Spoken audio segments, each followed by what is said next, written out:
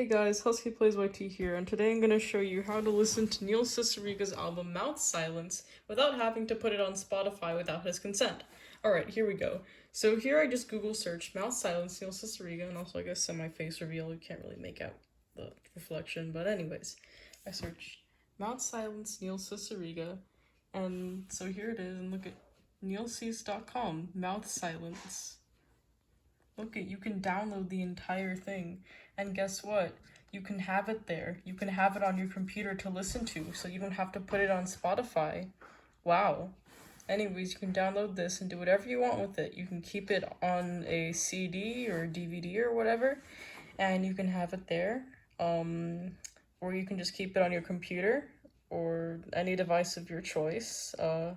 As you can see, you can literally download the entire thing, so there's like actually no need to put this on Spotify without Neil's consent.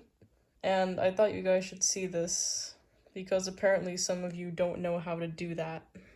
Alright, bye guys.